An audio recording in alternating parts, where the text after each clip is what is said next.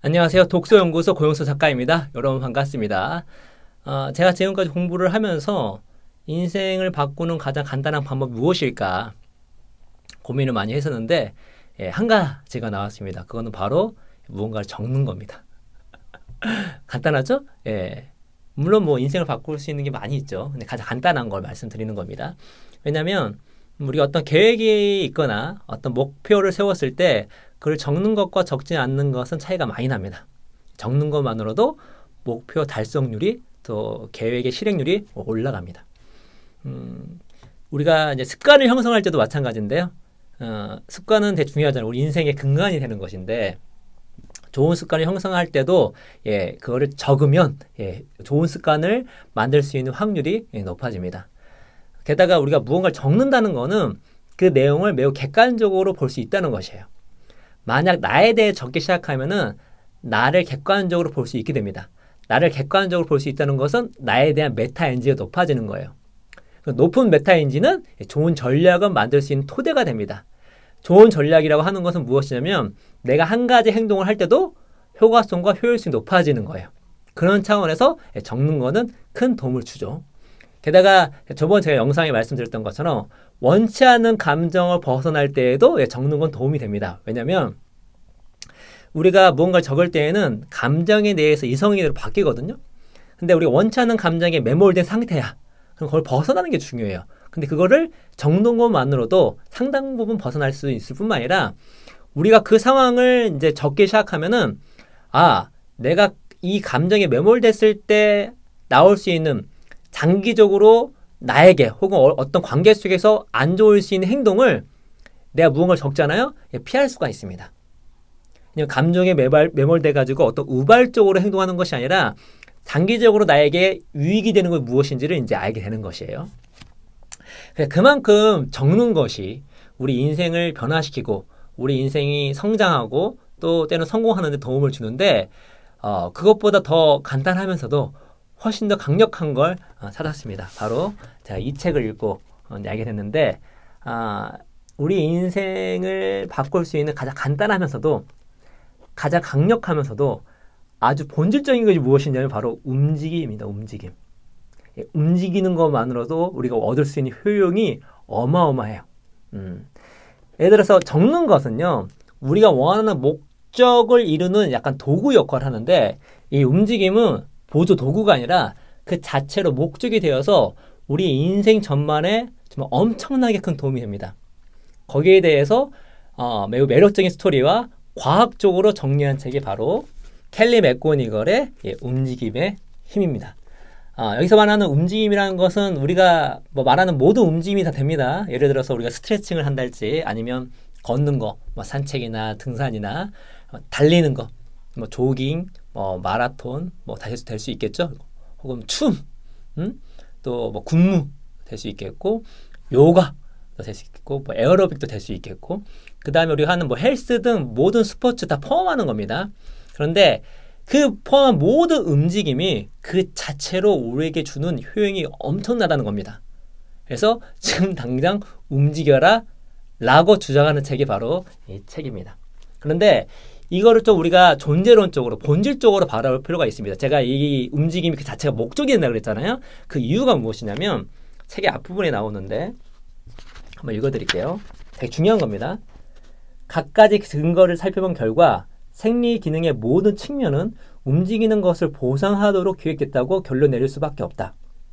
신경과학자 다니엘 울퍼트의 주장처럼 인간 뇌의 목적은 오로지 움직임을 유발하는 것이다. 움직임은 우리가 세상과 교류하는 유일한 방식이다 라고 하고 있습니다. 실제로 생물학적으로 봤을 때 뇌가 왜 있느냐 라고 추론을 했을 때 가장 설득력 있는 가설이 바로 이겁니다. 뇌는 움직이기 위해서 있는 것이다. 왜 그러냐면은 동물과 식물이 있잖아요. 식물은 그냥 그대로 이렇게 있는 생물이고 동물은 움직이는 거잖아요. 이 식물과 동물 차이가 무엇인가 했을 때 식물은 신경이 없습니다. 동물은 신경이 있고요. 뇌가 신경이잖아요. 신경이 있습니다. 그래서 우렁쉥이 같은 경우는 어렸을 때는 움직이기 때문에 신경절이 있어요. 그런데 나중에 자리를 잡아가지고 딱 뿌리를 박으면 어떤 일이 벌어지냐면 동물이 식물화되면 어떤 일이 벌어지냐면 신경절을 없앱니다. 그래서 우리가 뇌가 왜 필요했는가? 생물인 우리가 움직이기 위해서 필요한 것이다라고 얘기를 하고 있는 거예요. 그 얘기는 뭐냐면 이 뇌는 여기서 얘기했던 것처럼 움직일 수 있도록 인센티브를 줘야 되잖아요. 그래서 우리가 움직였을 때 갖가지 혜택을 주는 거예요. 우리 뇌가 더 나아가서 우리 몸이 어떤 혜택을 주는지를 다방면으로 설명해 준 책이 되게 뇌과학적으로 생리학적으로 혹은 여러 가지 감동적인 에피소드로 알려주는 책이 바로 움직임의 힘입니다. 늘 말씀드리지만 이런 논픽션 책의 책을 평가할 중요한 건 저자죠. 저자가 제가 정말 좋아하는 켈리 맥고니걸입니다. 왜 제가 이분을 좋아하냐면 스트레스의 힘을 너무나 재미있게 읽었기 때문에 그 책도 정말 좋은 책입니다. 그 책과 거의 버금가는 주제가 다르니까 이분의 어떤 내공이 아주 잘 들어가 있는 그런 책이 움직임의 힘입니다. 그래서 저자를 좀 소개시켜드리면 켈리 맥고니걸 박사는 건강심리학자이자 스탠퍼드 대학교 심리학 강사이다. 스트레스의 힘과 같은 세계적인 베스트셀러를 써낸 유명 작가이기도 하다. 보스턴 대학교에서 심리학과 매스 커뮤니케이션 전공하고 스탠퍼드 대학교에서 심리학 박사학위를 취득했다. 스탠퍼드에서 가장 우수한 교직원에게 수여하는 월터 고우즈 상을 비롯해 여러 상을 수상했으며 포브스가 선정한 세계에서 가장 영향력 있는 여성 20인의 이름을 올리기도 했다. 그녀는 심리학과 신경과학, 의학 분야의 최신 연구 결과를 응용해 개인의 건강과 행복, 성공, 인간관계 개선에 도움이 되는 실전법을 제공하는 과학적 자기개발의 연구자로도 유명하다. 등등등등. 이 배경을 안 본 상태에서 이 책을 읽잖아요. 그러면은 이 저자가 댄스 강사로 오해할 수가 있습니다. 실제로 댄스나 여러 가지 움직임에 대해서 다방면으로 강의도 하는 사람이에요. 그러니까 본인이 유명한 과학자임과 동시에 이 모든 움직임에 대해서 관심도 많을 뿐만 아니라 본인 자체가 각종 스포츠와 춤과 움직임을 좋아합니다. 소위 자기의 어떤 덕후질, 그거를 책으로 낸 책이 바로 움직임의 힘입니다. 그래서 오늘 이 시간은 책에 나온 움직임의 효용이 무엇인지에 대해서 간단하게 알아보고 그 다음 시간을 통해서 하나하나 여러분과 흥미로운 주제들, 예를 들어서 운동 중독은 다른 중독과 무엇이 다른가, 예를 들어서 이런 것들을 한번 알아보도록 하겠습니다. 근데 이 책은 단순히 운동뿐만 아니라 우리 함께 운동을 하잖아요. 그래서 함께 했을 때 효율도 나오고요.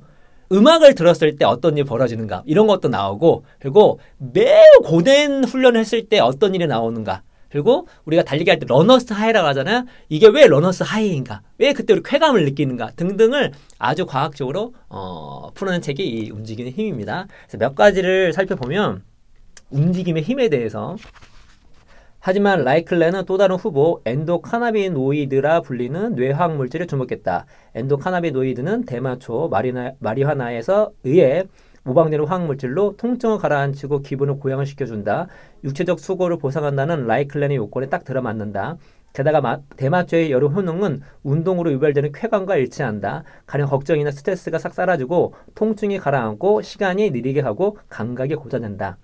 이 엔도카나비노이드는 언제 나오냐면 달리기 자체가 아니라 중간 강도로 꾸준히 하는 신체 활동이 러너스 하이의 핵심 열쇠임을 알 수 있다. 이 엔도카나비노이드는요, 러너스 하이 때 나오는 건데, 실제로 과학자들은 자전거 타기, 경사진 트렌드밀에서 걷기, 등산을 통해서도 엔도카나비노이드가 비슷하게 증가한다는 사실을 확인했다.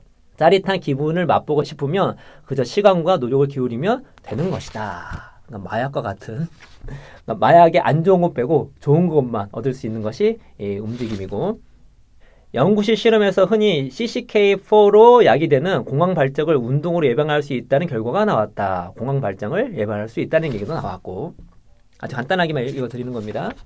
사람들이 운동한 날에는 주변 사람들과 더 긍정적으로 소통한다는 연구 결과도 있다. 결혼한 사람들도 배우자와 함께 운동한 날에 더 친밀감을 느낀다. 우리 연인끼리 또 배우자와 함께 열심히 달려야 되겠죠? 운동을 해야 되겠죠? 걸어야 되겠죠? 같이 스트레칭 해야 되겠죠? 같이 춤추면 더 좋고요. 꽤 많은 선수가 약물 중독이나 알코올 중독에서 벗어나려고 운동을 시작했다고 했다. 가령 장거리 달리기의 짜릿함을 헤로인에 비유한 어느 러너처럼 일부 선수에게는 운동이 중독 대용품이라는 것이다. 하지만 내가 생각하기에는 운동은 중독 대용품이 아니라 앞선 중독으로 망가진 신경학적 손상을 회복시키는 치료제인 것 같았다. 앞에 설명이 나오거든요. 무슨 얘기냐면 중독으로 망가진 뇌를 복원시켜주는 것이 바로 움직임, 운동이라 하는 것이죠. 무작위 임상 실험 25건을 메타 분석한 결과 주요 우울 장애를 진단받은 사람들 사이에서 운동이 항우울 효과가 상당한 것으로 나타났다. 미국, 영국, 브라질, 독일, 노르웨이, 덴마크, 포르투갈, 이탈리아, 스페인, 이란 등에서 진행된 연구 13건을 검토한 조사에서도 항우울 치료제 복용과 더불어 운동을 곁들이면 약물 치료만 했을 때보다 더 나은 효과를 거뒀다고 한다. 항우울 효과가 있다는 거. 경험상 이러한 불안감을 떨쳐낼 가장 강력한 해결책은 운동이다. 이는 과학적으로 입증되었다. 약간의 신체 활동으로도 불안감이 줄어들고 끊임없이 맴돌던 생각이 멈춘다. 규칙적으로 운동하면 그 효과는 훨씬 더 뚜렷해진다. 운동 중지에 대한 2017년 메타 분석 결과 신체 활동은 불안 장애의 효과적인 치료법이 될 수 있다고 드러났다. 특히 이 저자분이 불안 장애가 좀 있거든요. 불안 장애까지 아니어도 불안증이 되게 심했었는데 이 움직임과 이 댄스로 극복한 케이스입니다. 인간에게는 함께 웃고 노래하고 춤추고 이야기하는 등 우리만의 사회적 그루밍이 있다. 이런 행동은 모두 엔돌핀이 방출된다. 엔돌핀. 쥐가 배운 교훈은 전기 충격은 괜찮다가 아니라 심지어 쳇바퀴를 돌리면 좋아도 아니다. 쥐가 배운 교훈은 나 뭔가를 할 수 있어라는 소리다. 두려움은 꼼짝 못하는 것이 아니라 뭐든 한다는 것을 뜻한다. 터프머더 참가자들이 전기충격요법 장애물을 통과하면서 배운 교훈은 난 전기충격을 받는 게 너무 좋아가 아니다. 난 고통을 이겨낼 수 있어도 아니다. 그들이 배운 교훈은 난 용감해 라는 것이다. 캐시 메리 필드가 3.6m 발판 위에서 진흙 구덩이로 뛰어들고 나서 얻은 것도 바로 그 점이었다. 당신의 한계를 뛰어넘을 정도로 과감하게 행동하면 자신감이 생깁니다. 자신감이 생기면 두려움이 없어집니다. 다른 어려운 상황에서도 과감하게 행동할 수 있습니다. 당신은 한계 상황에서 과감하게 행동할 수 있습니까? 당신의 한계는 어디입니까? 자신감이 생기면 한계가 어디인지 모른다고 답하게 될 것입니다. 이런 조금 도전적인 운동, 도전적인 움직임을 하게 되면 뭐 하게 된다? 자존감이 올라가고 두려움이 사라진 효과도 볼 수 있다는 거. 몸의 움직임을 인지하는 능력을 고유 수용 감각이라고 부른다. 이 말은 자기 자신과 파악하기라는 라틴어에서 유래했다. 육감으로 불리기도 하는 고유 수용 감각은 우리가 능숙하게 움직이도록 돕는다. 아울러 자아 개념, 즉 타인과의 관계에서 자기를 인식하고 자기의 신체적 특징, 성격, 능력 따위를 스스로 이해하는 데에도 중요한 역할을 한다. 자의식을 생성하는 뇌 영역은 근육과 관절에서 신호를 받는다. 물론 심장과 폐와 내장에서도 중력과의 관계를 추적하는 뇌 속 미세한 결정체의 가벼운 흔들림에서도 신호를 받는다. 이러한 뇌인 감각은 모두 넓은 의미의 나 다음에 기여한다. 다시 말해 당신의 몸이 다음과 같은 사항을 알려주기 때문에 당신은 아주 기본적인 수준에서 당신을 알아차린다. 움직임이 나 다음의 근본이라는 거. 매우 생물학적으로 혹은 철학적으로 접근할 수 있는 부분이고요.